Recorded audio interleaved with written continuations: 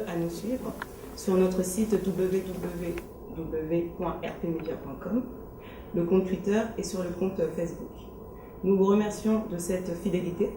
Aujourd'hui, nous recevons pour ce débat Tapa Conté, qui n'est plus à présenter. Bonjour. Face à lui, vous aurez Sega Diarra. Bonjour. Alors, merci de vous présenter à nos spectateurs. Bonjour. Merci. Je suis Sega Diarra de l'association Génération Engagée, Tous en Action.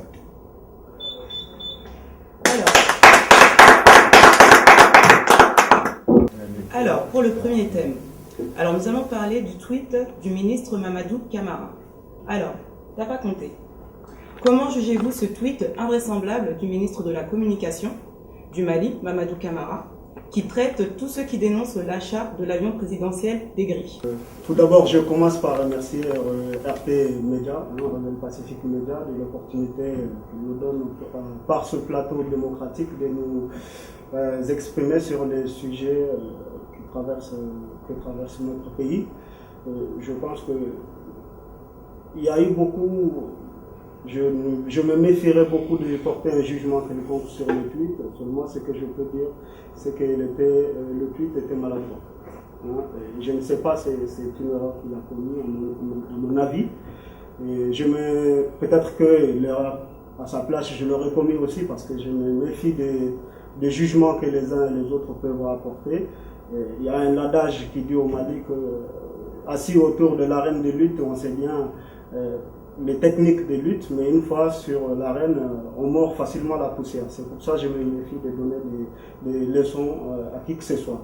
Ceci étant, je pense que c'est un tweet maladroit qui a quand même quelque part servi, parce qu'au fond, quand on dit qu'il s'agit de traiter tous ceux qui sont contre l'achat de l'avion d'Aigri, je pense que c'est une interprétation erronée de ce tweet. De quoi il s'agit? Les gens en parlent beaucoup pour éviter de parler du fond. De quoi il s'agit? Il s'agit quelque part de certains éléments des médias qui ont donné l'information comme quoi l'avion présidentiel, qui était d'ailleurs en révision, a été saisi. Maintenant, vous savez, il y a des adeptes du politiquement correct. Parfois, on s'ennuie quand les politiques tiennent des langages politiques. On dit que c'est du langue de bois, et malheureusement, il apprend à se défendre que parfois, il vaut mieux faire preuve de langue de bois que de parler comme n'importe quel citoyen. Voilà, je pense que ça a fait beaucoup de crises. D'ailleurs, il a quelque part rendu service à ceux qui ont sorti d'informations qui étaient un mensonge, de dire que l'avion a été saisi, puisque depuis le tweet, on oublie cela. Moi, je veux bien que les gens soient contre l'achat d'un avion, mais cela n'autorise pas à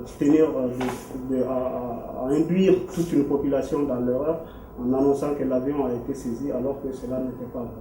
Donc, la fin ne justifie pas les moyens. On peut être contre l'achat de l'avion, le dire, mais ça n'autorise pas, ça ne donne pas le droit de mentir. D'accord. Ok, excusez-moi. Donc, pensez-vous qu'il a suffisamment conscience de l'état psychologique et économique dans lequel le Mali se trouve? Je dis bien qu'il a, je pense qu'il a conscience de cela. Maintenant, et avoir conscience de l'état psychologique des gens, dans la détresse économique que les gens peuvent être, et cela n'empêche pas en soi une erreur, sinon une maladresse. Voilà, je ne vois pas le rapport qu'il y a entre le tweet et le fait d'ignorer la psychologie des Maliens. Comment avez-vous vécu cette sortie du ministre Camara? Merci d'abord de l'opportunité que vous m'offrez pour que je puisse donner enfin mon point de vue sur cette question si brûlante qui a quand même tenu en haleine toute la population malienne, mais mieux au-delà toute la communauté internationale, parce qu'il s'agit de tout ce qui était contre l'achat de cet avion, y compris les partenaires au développement, y compris le FMI, la Banque mondiale, donc tous ceux qui nous soutiennent et qui ont exigé un audit de l'achat de cet avion. Donc merci une fois de plus à Rebelle Pacifique Média.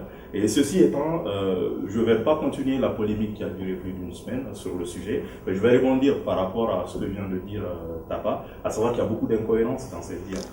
D'abord, il reconnaît le fait que le ministre n'avait pas à faire ce tweet, et ensuite il essaye de le justifier en essayant de recadrer les aigris. Aujourd'hui, le ministre a traité de tous ceux qui étaient contre l'achat de ces avions des aigris, y compris ceux qui sont en dehors du Mali. Je vous le dis parce que aujourd'hui, je suis sur Twitter. C'est pas un message qui nous a été interprété. Et merci d'ailleurs pour ces réseaux sociaux, pour ce service rendu. Parce que l'information n'est plus traitée. Tout le monde a accès à l'information, au même titre que les médias. Et le tweet, dès qu'il a été balancé, je l'ai reçu parce que je suis le ministre. Et à la seconde qui suit, j'ai aussi interagi. Et quand vous regardez le fil, donc c'est nous qui avons poussé le ministre à aller au-delà de cela. Tout simplement, je dis qu'il y a une insulte envers le peuple malien et ce peuple ne le mérite pas. Ce peuple exige à ce jeune ministre vraiment qu'il présente ses excuses de façon officielle pour qu'on puisse vraiment aller de l'avant. Parce qu'aujourd'hui, ce qu'il faut reconnaître autour de l'histoire de l'achat de cet avion, parce que c'est de ça qu'il s'agit,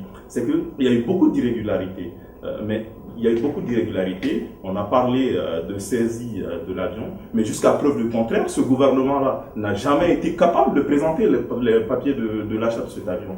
Qu'est-ce qui les empêche de le faire? Ça aurait mis fin à tous les débats. Quand on nous aurait présenté la note d'achat de l'avion, tantôt à l'Assemblée nationale lors de la présentation de sa politique générale, le Premier ministre nous parle de l'achat de l'avion à 20 millions, tantôt de l'autre côté on nous parle de 18 millions, et des sources proches de la présidence nous parlent de 6 millions, et tantôt on nous dit qu'il y a eu des décaissements au niveau de la BDM à titre de commission payée autour de cet avion. Mais aujourd'hui, le peuple a besoin de savoir, parce qu'on a d'autres priorités.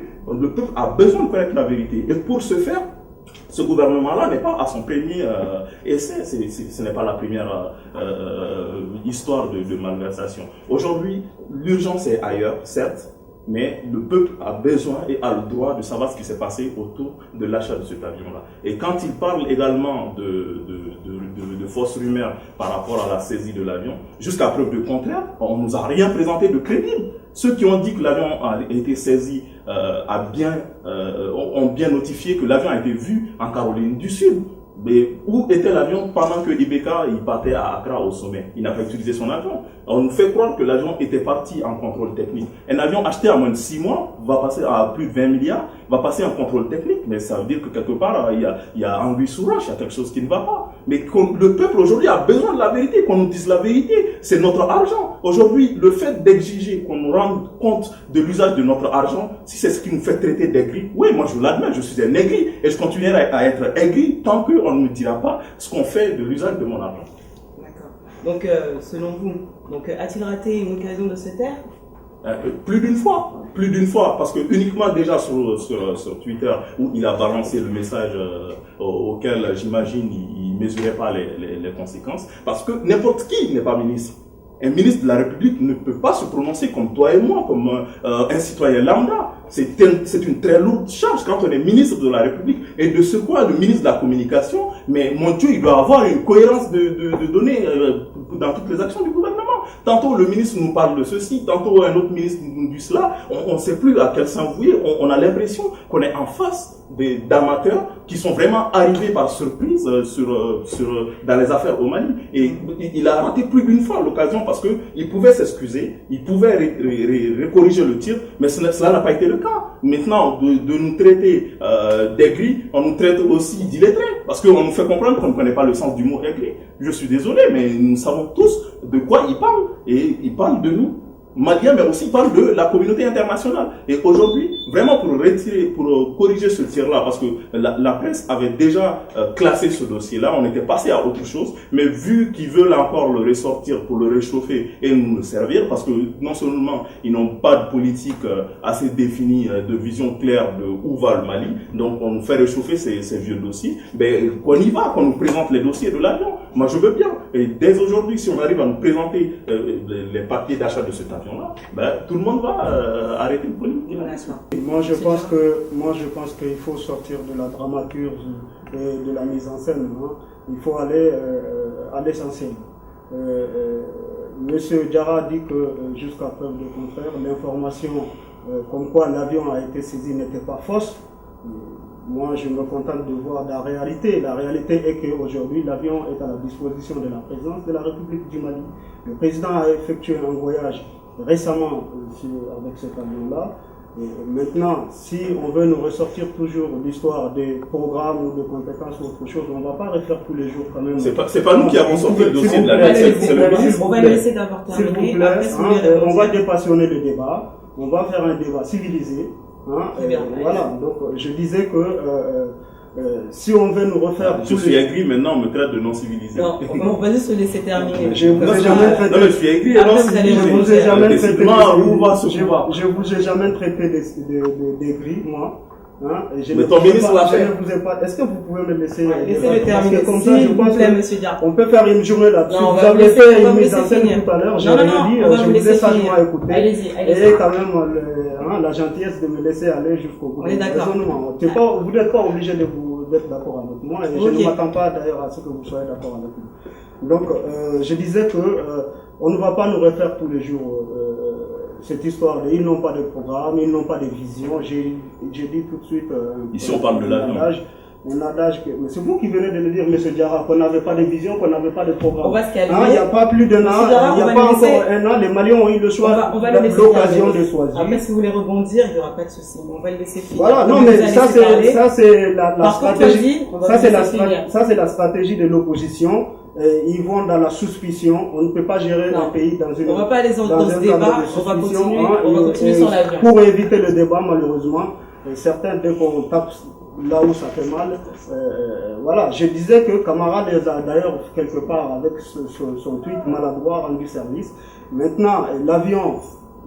Il est vrai, oui, parce qu'en évitant les Maliens, non, je ne parle pas du peuple malien comme vous faites un amalgame terrible, qui n'est pas d'ailleurs à la hauteur d'un responsable. Hein. Aujourd'hui, je peux vous dire que 90% du peuple malien est contre l'achat. Excusez-moi, mais si on ne peut pas aller débattre, si on ne peut pas développer ces arguments, je demanderais quand même qu'on arrête ces débats. Non, on est d'accord. Non, voilà, on peut pas chacun donne son avis, ça, hein, et vous allez laisser parler. Donc je pense que voilà, nous sommes suffisamment des responsables pour débattre, ne pas se couper à chaque instant. Totalement, allez-y. J'avais envie de rebondir quand il était en train de parler, mais c'est par discipline que j'ai accepté qu'il a au bout de ce que. Maintenant, on me dit l'avion jusqu'à preuve de contraire, mais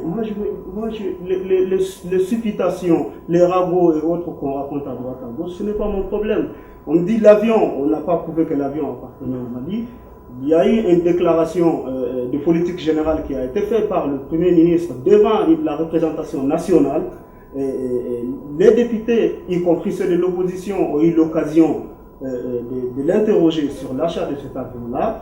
Il a donné des informations nécessaires. Si l'opposition estime que ces informations qu'il a données ne sont pas justifiées, ils ont des moyens légaux et démocratiques de vérifier cela. Et c'est pas la peine tantôt une source sûre de la présidence nous dit 6 millions. Le Premier ministre a clairement dit devant la représentation nationale, l'avion a coûté 20 millions. S'ils sont pas d'accord avec 20 milliards, d'accord. 20 milliards, s'ils sont pas d'accord avec ça, s'ils trouvent qu'il y a des malversations, parce que j'ai peur que notre pays est en train de quitter d'une extrême à une autre, c'est-à-dire qu'on était dans l'extrême laxisme, en se foutant complètement de la gestion de la chose publique, et à l'extrême suspicion. Je pense qu'on ne peut gérer un pays qu'avec des informations fiables. Quand l'opposition critique sur des informations qui sont vérifiées, qui sont fiables, elle est plus audible que de passer la journée à commenter des ragots, des rumeurs. Une fois de plus, je le dis et j'insiste là-dessus. Il ne s'agit pas de traiter tous les Maliens qui sont contre l'achat de l'avion des gris, mais il s'agit de ceux qui ont sorti l'information comme quoi l'avion a été saisi. D'ailleurs, le tweet maladroit de Camara, que je qualifie de maladroit, a permis à masquer ce mensonge-là et ceux qui ont diffusé ce mensonge-là, comme quoi l'avion a été saisi. Un avion qui a été acheté à hauteur de 20 milliards, j'ai du mal à concevoir pourquoi un Malien, on peut être pour ou contre, mais au jour, le fait est que l'avion est acheté, je regrette que dire que cela soit saisi, ça fasse le bonheur de certains Maliens. Je le regrette sincèrement. Parce que déjà, c'est important que ceux qui nous regardent sachent à peu près ça consiste en quoi cette histoire, même si, entre guillemets, tous les Maliens est au courant de ce qui s'est passé. Donc aujourd'hui, déjà, il nous parle de l'opportunité de l'achat de cet avion-là. Donc il faut revenir dès le début de l'histoire. Donc est-ce que c'était vraiment opportun d'acheter un deuxième avion, sachant qu'on en dispose déjà un? Donc ça, c'est la première question. Donc déjà, l'opportunité n'y était vraiment pas. De deux, la situation actuelle du Mali, où l'armée nationale ne dispose pas d'un seul agent de combat est-ce qu'on doit se permettre, est-ce qu'on doit se donner le luxe d'aller acheter un salon volant à 20 milliards de nos francs? Je pense que là encore, il y a une autre question qui se pose. Et au-delà de cela, toute une histoire donc, de malversation financière qui tourne l'achat de cet avion-là.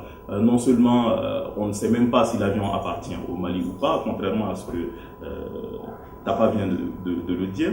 Aujourd'hui, l'avion est immatriculé avec une immatriculation qui n'est pas du tout conforme au code IATA associé aux avions maliens, parce que le code du Mali, je vous rappelle bien, c'est TZ.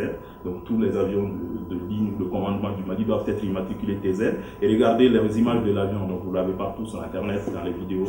Si vous voyez TZ écrit là-dessus quelque part. Et encore, nos relations avec les partenaires au développement, les partenaires financiers qui ont exigé un audit sur l'achat de cet avion-là, et sur tout ce qui tourne autour de cette histoire d'achat d'avion. Et mieux, ces partenaires qui ont suspendu l'aide au Mali, mais aussi le crédit alloué au Mali pour que l'État puisse fonctionner de façon correcte pendant le dernier semestre. Donc aujourd'hui, on est dans l'impasse. On est dans l'impasse parce que si jamais on ne laisse pas cet audit aller jusqu'au bout, cet audit commandité par les partenaires au développement, aller jusqu'à terme, pour que toute la lumière soit faite sur cette histoire d'avion, moi je pense que le pays, déjà l'économie qui se porte très mal, le pays sera asphyxié financièrement. Et au-delà de cela, aujourd'hui, donc, je comprends certes qu'il faut déplacer les priorités, mais cette question doit être posée au gouvernement qui doivent déplacer les priorités. Donc maintenant l'avion a été acheté, ou du moins l'argent a été décaissé du trésor des caisses de l'État. Il faut passer à autre chose. Donc nous, ce qu'on suggère, c'est de vendre cet avion-là et de récupérer l'autre avion, de circuler avec. Et on n'en parle pas, les partenaires pourront venir et ainsi de suite. Le pays va continuer. Voilà, c'est ce que j'avais à donner comme conseil. Alors, t'as pas compté. Oui. Que peut-on espérer pour l'Afrique en général et le Mali de Ibeka, en particulier à ce sommet USA-Afrique? Merci pour l'information. Je pense que c'est une très bonne initiative, que l'Afrique puisse diversifier ses partenariats. Il y a eu sommet France-Afrique, Chine-Afrique, Europe-Afrique, s'il y a maintenant Amérique-Asie, Afrique aussi, USA-Afrique. Bon, a priori, c'est une bonne chose, mais maintenant, il faut se rendre à l'évidence, c'est que malheureusement, dans ces partenariats, l'Afrique n'arrive pas à tirer son épingle du jeu. Si je suis optimiste, idéaliste d'ailleurs, je vais dire le mot, c'est que je dirais que j'espère que les Africains sauront faire preuve de cohésion et d'unité afin que ce partenariat puisse être fructueux pour l'Afrique tout entière. Maintenant, si je me contente de la réalité, c'est que la réalité est que jusqu'à présent, dans tous ces partenariats-là, l'Afrique n'a malheureusement pas pu s'unir pour défendre de façon collective ses intérêts. Donc maintenant, même quand on voit le processus Agora-Afrique, c'est que voilà, l'Amérique octroie un quota global et après négocie d'État à État quel quota à répartir à chaque État par rapport à sa production. Voilà, je pense que là-dessus, il faut que nos gouvernants, il faut reconnaître que l'Afrique en elle-même, les pays en tout seuls, sont vraiment très faibles dans ces partenariats-là pour négocier. Il faut que nos dirigeants fassent preuve d'imagination. Ça ne relève pas seulement d'Ibeka. Il a bien sûr sa contribution à ajouter au processus, mais c'est surtout, j'attends que ce soit quelque chose qui soit vraiment apte au niveau de l'Afrique.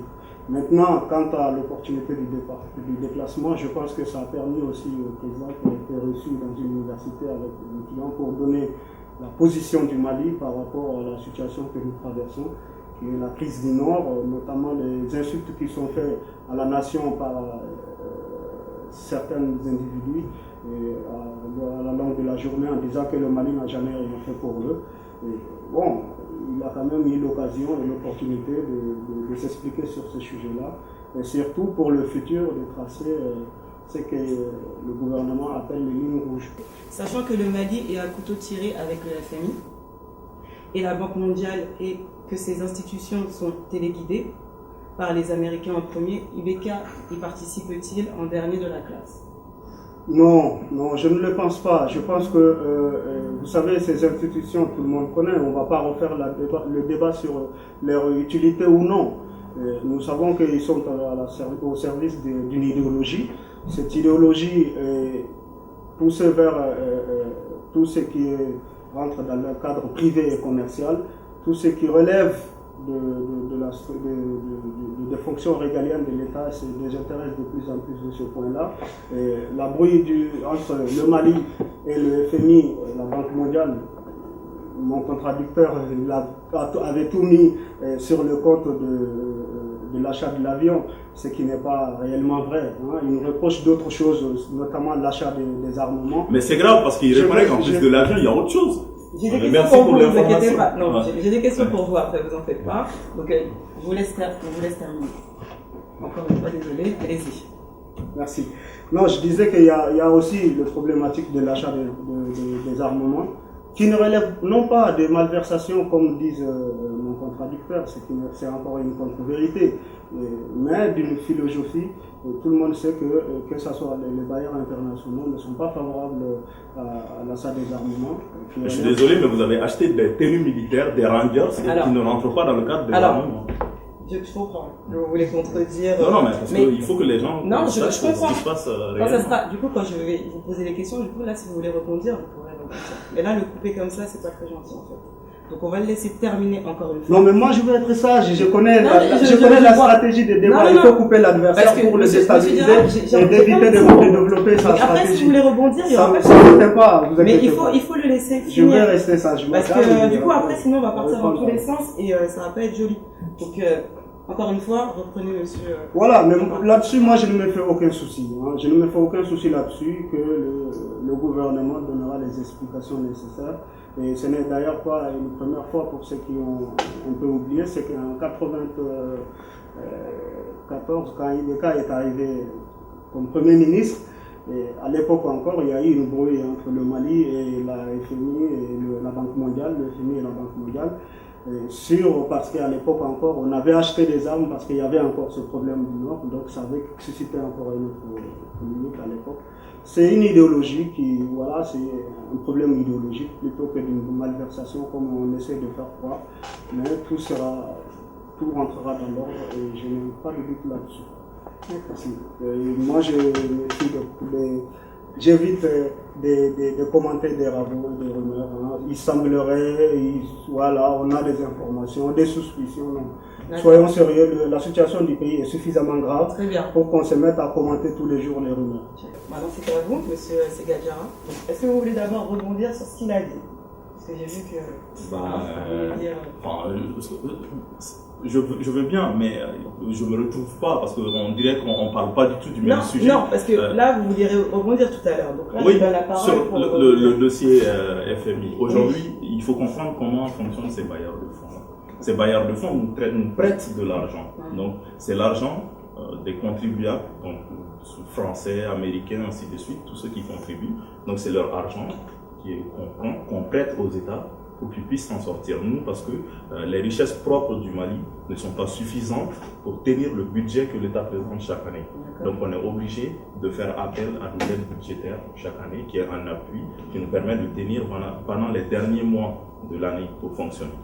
Donc aujourd'hui, il y a eu, en fait le décaissement se fait sur plusieurs phases et l'État présente donc des garanties parce que ses partenaires au développement exigent une certaine des garde-fous, une certaine sécurité pour l'argent. C'est-à-dire qu'aujourd'hui, ils ne veulent pas que l'argent qu'ils prêtent à l'État serve par exemple à acheter des avions, à rénover des résidences présidentielles ou à acheter des voitures de luxe. Donc aujourd'hui, c'est pour éviter tout cela que ces partenaires exigent une certaine transparence dans tous les marchés de l'État. Donc ce n'est pas de l'ingérence, contrairement à ce qu'on pense. Certes, si on avait suffisamment de ressources pour s'en sortir tout seul, personne n'allait nous demander de rendre compte. Mais d'autant plus qu'on tend la main, on doit rendre des comptes. Et c'est dans ce sens-là que ces partenaires donc, ont appris, et avec preuve à l'appui, qu'il y a des malversations, donc, notamment autour du fameux oiseau volant, mais aussi des malversations, d'ailleurs, comme il vient de le dire, tabac autour d'un gros marché d'armement d'ailleurs, parce que aujourd'hui ce qu'il faut reconnaître c'est que au Mali on a le droit d'acheter, quand on achète des armes, vu qu'on est un État souverain, donc on n'est pas obligé de passer par la procédure classique, donc pour des raisons de secret défense. C'est-à-dire qu'aujourd'hui, l'État peut décider d'acheter, de traiter avec n'importe quelle société crédible de la place des gros contrats de marché d'armement sans passer par le circuit classique d'appel d'offres. Mais en fait, ces lois, ces textes du Mali sont applicables uniquement quand il s'agit d'acheter des AK-47, des balles, donc tout ce qui est armes de guerre. Mais quand il s'agit d'acheter de l'habillement pour les militaires, quand il s'agit d'acheter des rangers, des chaussures, je suis désolé, on sort du cadre de la loi. Donc aujourd'hui, le problème de ces partenaires-là, c'est que déjà le marché concerne une bonne partie de ces équipements-là. Mais en plus de cela, le problème concerne aussi l'implication d'un intermédiaire qui a été quand même cautionné à hauteur de 120 milliards. Donc aujourd'hui, le Mali, pour accéder au marché, à ce vaste marché mondial d'équipement pour son armée, donc est passé par un intermédiaire, donc qui peut, en termes simples, par un courtier, donc qui va lui permettre de garantir, en même temps qui va lui permettre donc de mener des actions sur le marché. Donc déjà de la qualité de ce courtier, mais aussi de la nécessité et des commissions prélevées éventuellement par ce courtier. Donc c'est pourquoi les partenaires veulent des comptes par rapport à cela. Maintenant, je vais revenir à l'autre question sur le sommet Afrique-France, de l'utilité de ce sommet-là pour nos gouvernants, pour nos États. Moi, je pense que c'est vraiment ce sommet ne servira à rien pour nos États africains. Ce sommet n'aurait pas sa raison d'être, mais mieux, ça a été une insulte pour nos États africains, pour ceux qui ont eu la chance de suivre ce sommet-là. C'est que pendant 3 jours, on a fait déplacer, il y avait à peu près 47 chefs d'État africains et de gouvernement avec leur délégation, donc aux États-Unis, à Washington, donc pour rencontrer. Mais qu'est-ce qui s'est passé? Parce que nous, au début, on avait beaucoup d'engouement, on pensait que c'était un mariage, entre guillemets, entre la première puissance économique et militaire mondiale et le berceau de l'humanité. Donc on pensait que, en plus de cela, le président américain est quand même d'origine africaine. Donc on pensait qu'enfin on allait avoir une bouffée d'oxygène pour enfin nous sortir des griefs de l'Occident qui nous malmènent. Mais à notre grande surprise, qu'est-ce qui s'est passé? C'est que nos chefs d'État, déjà, il y en a qui ont fait plus de 15 heures de vol pour arriver de l'autre côté, à Washington. Mais quand ils sont arrivés, ils ont été accueillis dans des grands palaces, des hôtels de luxe. Donc le lendemain, donc la première plénière commençait à 7h30 du matin. Donc tous ces présidents-là, on les a conduits dans une salle bondée à 7h30 du matin. Je vous dis, pendant toute une journée, il y avait une pléiade d'ONG et d'associations qui passaient pour leur expliquer c'est quoi la bonne gouvernance, c'est quoi les droits de l'homme. Écoutez, dans un pays qui est le premier à violer ces mêmes droits-là. Donc on a appris à nos chefs d'État pendant toute une journée qu'est-ce que c'est que les droits de l'homme, qu'est-ce que c'est que la démocratie. Donc après c'est pas un impact positif. Non mais je vais terminer. Ah d'accord, excusez-moi. Donc je vais vous raconter un peu ce qui s'est passé. Donc le deuxième jour, qu'est-ce qui s'est passé? Donc ils sont revenus, donc ils sont rentrés dans les hôtels, ils sont revenus le deuxième jour et jusque-là il y avait pratiquement pas d'officiel américain d'échange direct auquel on s'attendait. Le deuxième jour, c'était quoi? Mais c'était des patrons d'entreprises, des patrons d'IBM, des patrons d'Oracle, des grandes entreprises du CAC 40, des patrons qui viennent en costume 3 pièces, qui présentent leur technologie, leur savoir-faire. Donc, ce qui a vraiment, Obama a fait un discours dans l'après-midi, en début d'après-midi, qui n'a duré que 15 minutes pratiquement, et il n'a même pas reçu tous les chefs d'État à la Maison-Blanche. Et mieux, les chefs d'État ont boudé pour la plupart la dernière journée parce que c'était vraiment inintéressant. Ils ont été reçus au Congrès et il fallait les voir. Ils étaient pratiquement assis à deux sur la même chaise parce que le Congrès n'était pas du tout prêt. Il n'y avait aucun protocole. Je vous dis que si ce protocole-là, si cette scène s'était passée à Dakar ou à Bamako, tous les médias internationaux allaient s'indigner de l'organisation. Mais au-delà de tout ça, ce qu'il faut retenir, c'est que pendant toute la journée, parce que des délégations comme des grosses délégations comme le Mali et tout, où on pensait faire des vacances, passer 3 jours à Washington, faire du shopping, toutes les délégations ont été, il y avait un certain groupe, une certaine, je vais dire, agressivité de ces lobbies venus de ces îles, des lobbies qui sont de la T-Street, qui viennent uniquement pour vendre l'image de marque des États-Unis, des produits américains. Donc, ce qu'il faut retenir, c'est que aujourd'hui, ce sommet-là est purement du business. On a compris que les États-Unis se fichent pas mal du continent africain et de son développement, c'est pas leur problème. Ce qui les intéresse, il y a trois choses. Donc il y a trois choses. Je vais être assez bref. Voilà. Je vais être assez bref. Donc il y a trois choses. Aujourd'hui, la croissance des pays émergents comme le Brésil, la Chine est vraiment en stagnation. Donc il n'y a plus de croissance, il n'y a plus de marché. Les États-Unis ont besoin d'un nouveau marché pour vendre, pour exporter leurs produits. Aussi, les États-Unis veulent leur part en fait du marché de minerais, des ressources naturelles en Afrique, qui est un marché quand même qui est déjà dominé par la Chine notamment. Donc les États-Unis veulent leur part de ce gâteau. Et le troisième point, c'est les terres arabes cultivables, parce que la population mondiale est en train de multiplier et les États-Unis, aujourd'hui, tout le monde est à la recherche de terres arabes, de terres cultivables, et les États-Unis sont intéressés par ça. Donc dire qu'il y a des avantages à tirer de ce sommet-là, il faut s'entendre à rien du tout de ce sommet. Je voulais quand même réagir sur un point que M. Diarra a évoqué, c'est-à-dire que je reviens toujours à la responsabilité. Il y a la responsabilité du pouvoir, il y a la responsabilité de ceux qui ne sont pas d'accord avec le pouvoir. Et nous savons tous la situation dans laquelle IDK est venu aux affaires. Dans quel état on a trouvé le Mali. Et comme on l'a dit par rapport à la psychologie des Maliens dans la situation actuelle par rapport au tweet de Camara, j'en appelle à la responsabilité quand on utilise certains termes. Diarra vient de parler de malversations. Il faudrait que ça soit prouvé pour l'annoncer. Le FMI et la Banque mondiale ont demandé des justificatifs en disant qu'ils avaient des doutes là-dessus. Mais pour évoquer dans la situation actuelle du pays qu'il y a malversation, il faudrait que je pense qu'il y a des termes qui sont porteurs juridiquement. Je ne vais pas m'étaler trop là-dessus. Je pense qu'il faut attendre que sur le plan de la justice, que ces malversations soient prouvées pour accuser quelqu'un de malversation. Alors la dernière fois que Obama a mis les pieds en Afrique, il a prôné le mariage homosexuel au lieu et place des solutions contre la famine, le chômage, l'immigration, les guerres, etc. Donc ce sommet n'est-il pas une recolonisation qui se cache derrière une guerre contre le terrorisme? Écoutez, je réveille encore les choses à leur place. Je rejoins ce que je venais de dire. Obama est le président des États-Unis d'Amérique. Obama n'est pas le président du continent africain. Obama défend les idées et les intérêts des États-Unis.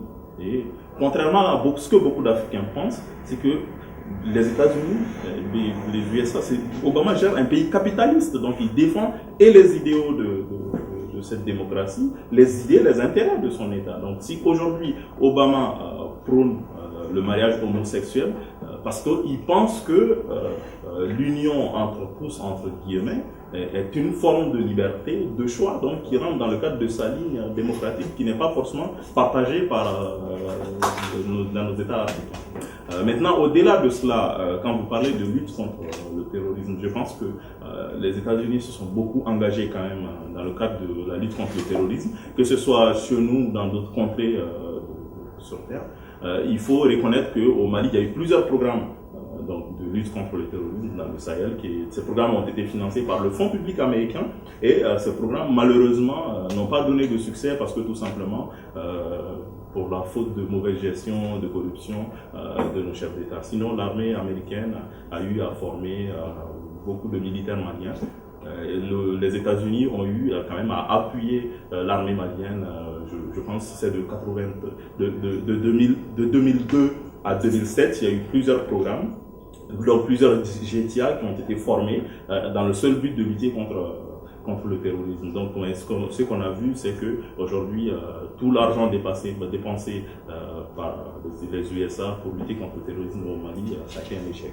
Donc aujourd'hui, on ne peut pas accuser Obama de ne rien faire pour nous aider à régler nos maux, parce que nos maux sont de chez nous. Donc nous sommes la source de nos propres problèmes. Donc il ne faut pas aller chercher loin, ce n'est pas aux États-Unis, ce n'est pas à Paris. C'est parce que si on a perdu aujourd'hui le contrôle du Nord, c'est parce qu'à Bamako, on a mal géré. Donc il faut situer les responsabilités, il faut se mettre en cause à un moment donné et répartir de l'avant. C'est pas grave, on est un État, on est une nation, à un moment donné, il faut arrêter. Et il faut arrêter de foncer tête baissée sans programme ni conviction. Il faut se remettre en cause. C'est ça aujourd'hui notre problème.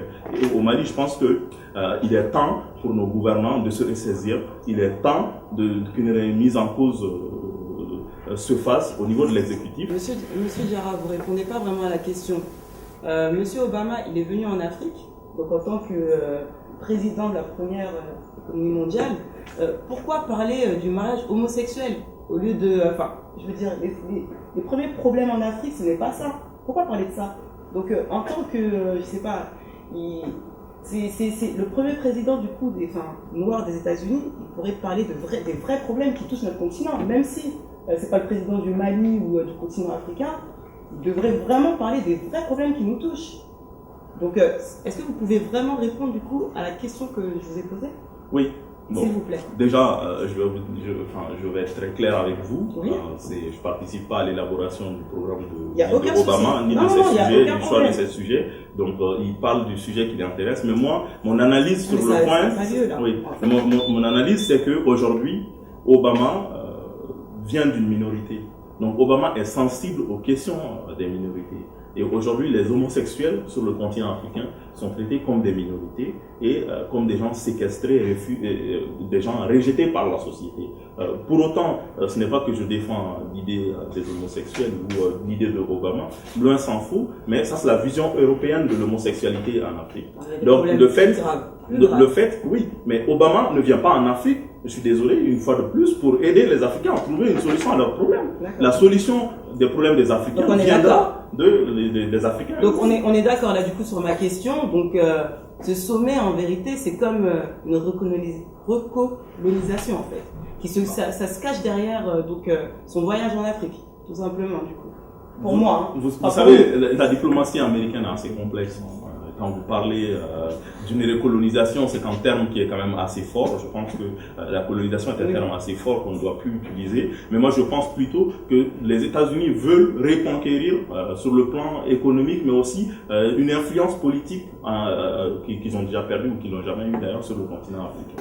Non, moi je pense que parfois, comme disait un certain Ahmed Sékou Touré, l'Afrique est toujours présentée comme le mendiant assis à côté de la mosquée ou de la route, à qui on lui donne, demandant l'aumône à qui on lui donne. Et même ceux qui le font de bonne foi, le font parfois avec une certaine méprise qui donne envie de ne pas le retenir. Moi je dis, c'est ce que je retiens de cela, de votre question. Maintenant, je pense que l'Afrique aussi doit, à un moment donné, comme on l'a dit, prendre ses responsabilités, ne pas attendre que Obama vienne pour leur dire de quel sujet ils doivent s'en occuper. Pour ce faire, nous avons choisi d'être indépendants depuis plus d'une cinquantaine d'années maintenant. Il est temps que nous nous assumons et que nous fixons nos priorités. Et le monde globalisé, unifié et uniforme qu'on veut nous présenter, il va falloir que l'Occident à son tour aussi intègre un moment que nous avons nos particularités, nous avons nos réalités locales et qu'elles doivent en tenir compte. Alors les pourparlers d'Alger. Alors, question à M. Conté. Quel bilan faites-vous de la première phase des pourparlers inclusifs intermaliens d'Alger? Le bilan que j'en fais n'est pas différent de tout ce qui a été dit depuis, que nous entendons, mais bon, cela ne m'empêche pas de l'apprécier. Je pense qu'il y a un pas qui a été franchi.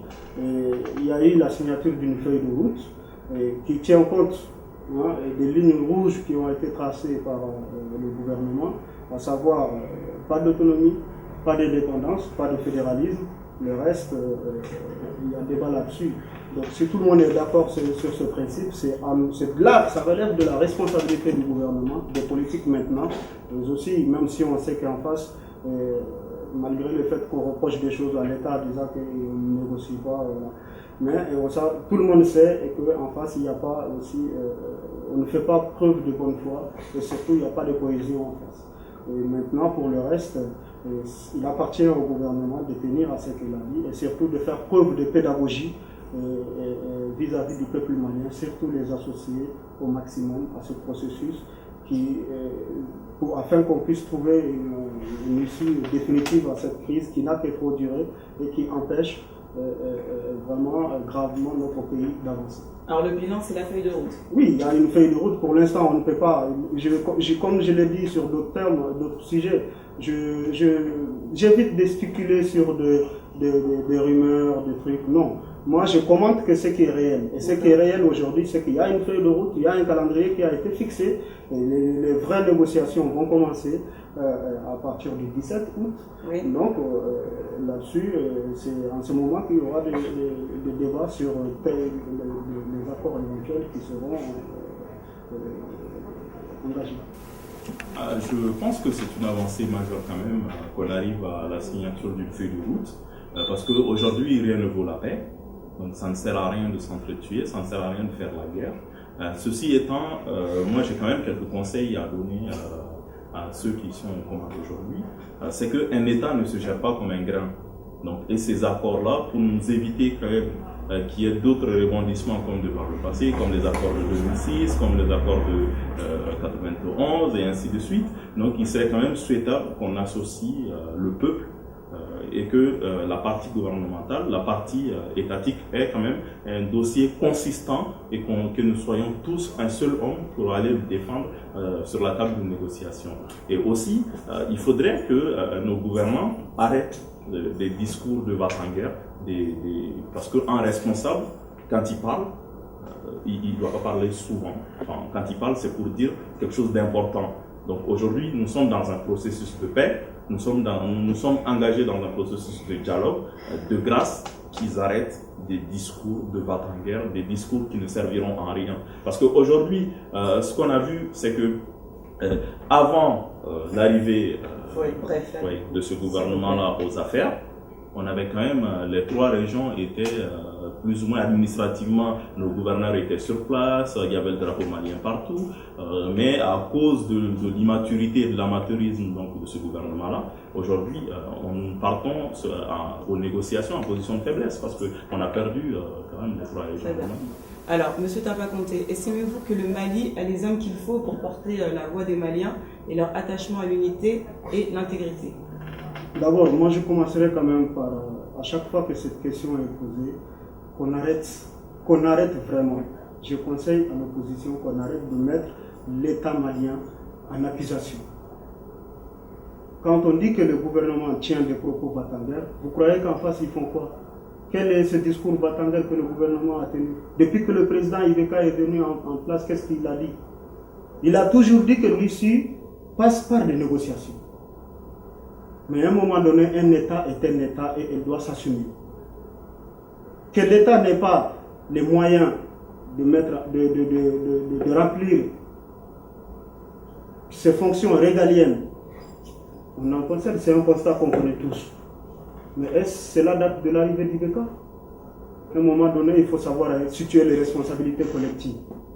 Et je pense que quand on dit un pays ne se gère pas comme un grain de grâce, ne créons pas de polémiques où il n'y en a pas. Dans ce processus, tous les responsables politiques ont été reçus par le président pour s'acquérir de leur point de vue. Je pense qu'on a les hommes qu'il faut pour le faire, d'autant plus que ce soit majorité ou opposition, dans la délégation, il y a toute tendance dans cette délégation et d'autant plus qu'il y a quand même un État, il y a des responsables qui sont démocratiquement élus, qui sont investis de la légitimité démocratique. Et je pense que j'ose espérer qu'ils ont la personnalité nécessaire pour défendre les intérêts du Mali. Mais cela n'empêche, ils n'ont pas en eux seuls la solution miracle. Il faut que le peuple malien se mobilise et qu'il soit conscient de la réalité que le Mali traverse, afin que nous puissions nous en sortir. Je pense qu'il faut recadrer les choses. On est là quand même sur un média d'information. Et il est urgent de donner la vraie information. Je ne sais pas où est-ce que M. Tapa tire ces informations quand il balaye tout d'un revers de rumeurs. Moi, je suis désolé, je suis un responsable, je suis connu, je sais ce que je dis et je n'invente rien. Je dis tout ce que je dis, le peuple est au courant de tout ça. Donc ce ne sont pas des choses inventées, c'est des choses et je trouve quand même peu élégant de dire tout simplement, de rejeter tout simplement les affirmations dans un débat de rumeurs. Je suis désolé, tant que vous n'êtes pas capable d'apporter la preuve contraire. Ceci étant, je vais revenir sur la situation du Nord, et surtout les hommes qu'il faut. Le Mali a des hommes qu'il faut, heureusement d'ailleurs, sinon on ne serait pas là aujourd'hui.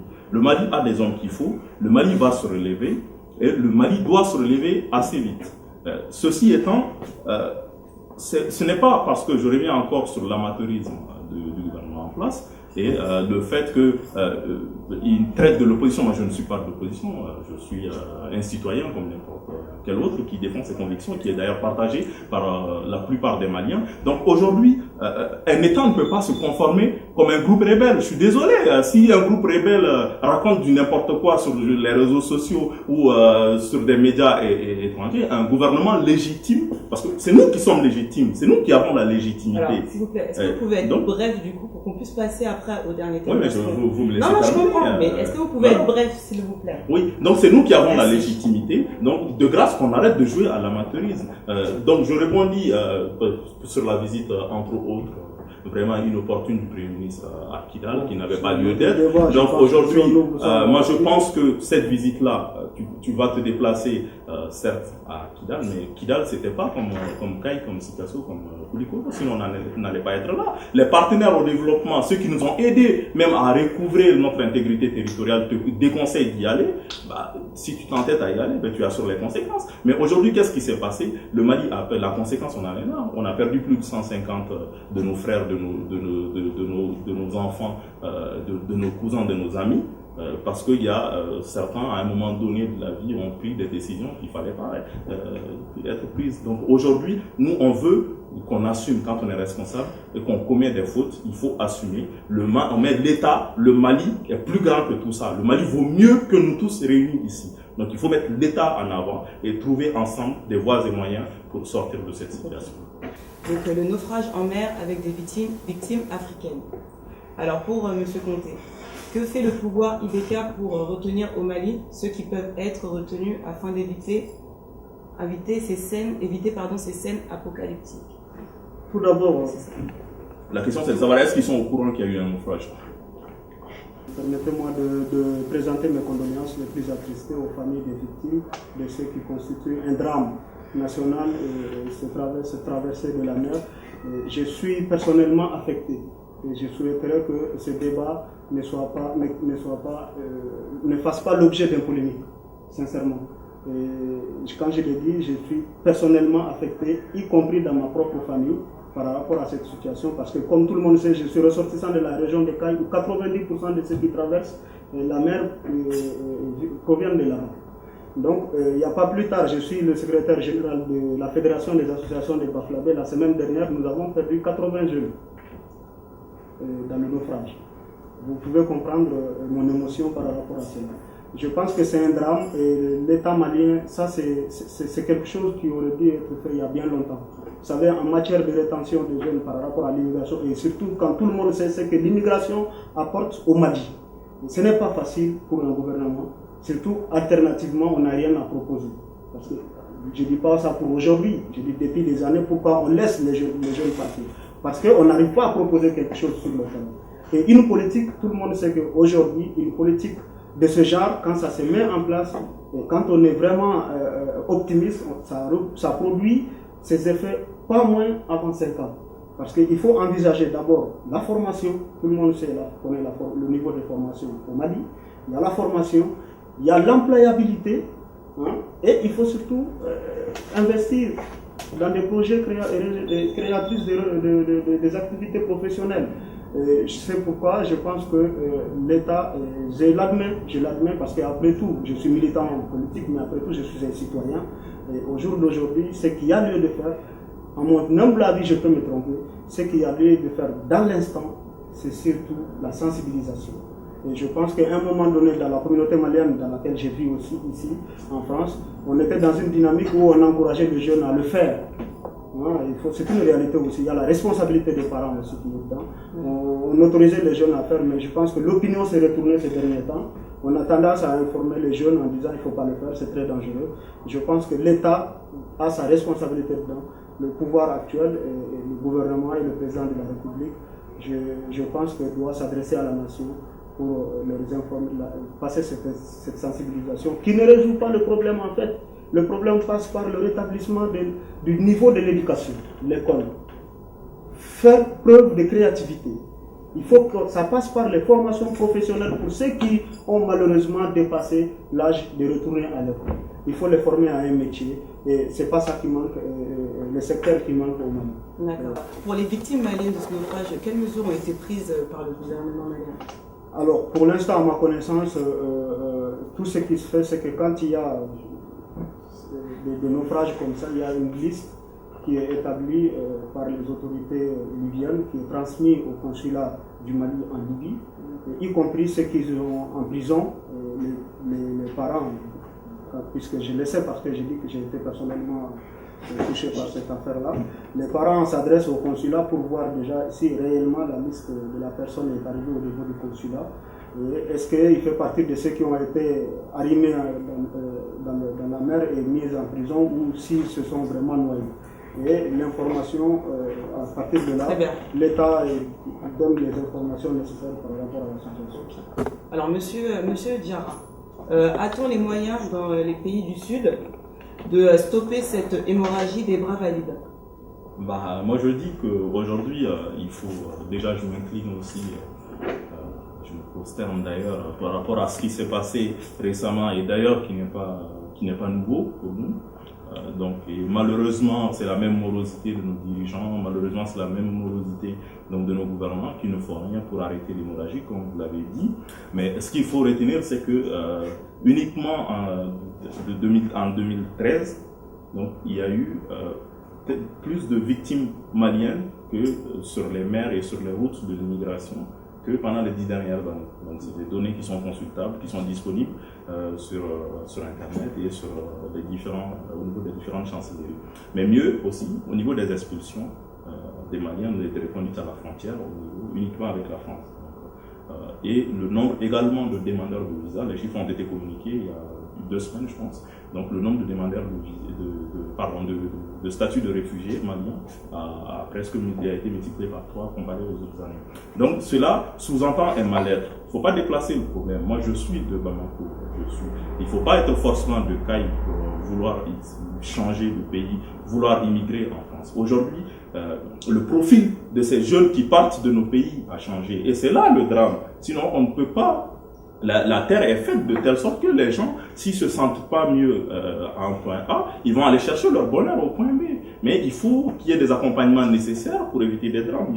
Il faut que l'État mette des garde-fous nécessaires. Et cela peut se faire sur un programme vaste qui va sur plusieurs années. Mais qu'est-ce qui se passe aujourd'hui chez nous? Quand je dis le profil de ceux qui périssent, le plus souvent, ce n'est pas un manque d'éducation. Quand les gens n'ont rien à manger, les gens n'ont pas de perspective. C'est le plus important. Parce que tout simplement, ceux qui sont aux commandes n'ont pas de programme, n'ont pas de vision. On ne sait pas dans 10 ans est-ce qu'il va y avoir une seule usine dans ma ville, dans mon village. Je ne sais pas dans 5 ans qu'est-ce que je vais devenir. Est-ce qu'il va y avoir de l'emploi pour moi? Je suis désolé si parce que même la communauté internationale qui s'était en fait mis d'accord pour nous aider à Bruxelles devient réticent parce que de l'autre côté les fonds sont mal gérés. Donc du coup les jeunes perdent de l'espoir, les jeunes perdent l'envie de se battre pour leur pays parce que ils se disent ça ne sert à rien, je n'ai aucune perspective, je vais rester ici pendant 10 ans, rien ne va bouger, rien ne va changer. Donc la seule alternative qui leur reste, c'est essayer d'aller vers de nouveaux horizons, vers de nouvelles perspectives. Et c'est ce qui les pousse. Donc je peux terminer. Oui, non, mais voilà, en fait, c'est ce qui les pousse. Est-ce que vous pouvez répondre à ma question? Des moyens pour stopper, stopper cette hémorragie. Je vais y arriver. Non, mais parce qu'on est si pressé là, du coup, on va terminer. Donc, s'il vous plaît, répondez-moi à ma question. Mais il faut que le débat soit équitable. Non, mais vous l'avez expliqué, il n'y a pas de problème. Maintenant, est-ce que vous pouvez me donner les moyens? Je vais en arriver, madame. Non, mais il faut être bref là. Je vais en arriver. Mais ceux qui me regardent aussi ont besoin de comprendre le problème. Il n'y a pas que ceux qui sont de la région de Caille qui sont concernés. D'accord, donc allez-y. Donc, aujourd'hui, la responsabilité, elle est entièrement chez nous. Donc, aujourd'hui, est-ce que vous voyez des jeunes des pays plus ou moins avancés que nous périr sur la mer, sur les chemins de l'immigration? Ben non, parce qu'ils ont su mettre les cadres qu'il faut, ils ont su mettre des structures. Ce n'est pas pour retenir quelqu'un. Mais si vous retenez quelqu'un, il faut lui offrir quelque chose. Mais aujourd'hui, si nos gouvernants n'ont rien à proposer aux jeunes, ben, ils vont se prendre en main, ils vont pas se laisser mourir de faim parce qu'il n'y a aucune perspective dans le pays. Donc aujourd'hui, le problème, encore je reviens là-dessus, c'est qu'il faut une bonne gouvernance, il faut une vision politique, il faut amorcer le développement, il faut amorcer la croissance. Et c'est ce qui manque à nos dirigeants. Uniquement l'année dernière, on nous annonçait une croissance de 5%, et au milieu de l'exercice budgétaire, on le révise à 2,5%. Et Dieu seul sait les outils utilisés par le ministère des Finances pour mesurer cette croissance-là. Donc, il faut, à un moment donné, il faut s'arrêter, il faut faire le bilan, on est vraiment dans un pays en crise, et il faut se comporter comme responsable d'un pays en crise. Et moi, je pense que la solution viendra de là. Il faut une mise en cause de nos autorités. Il faut que nos autorités se disent que le peuple, ils vont gouverner ce pays-là pendant un laps de temps. Ils vont jamais rester pour une éternité. Donc, il faut qu'ils marquent l'histoire et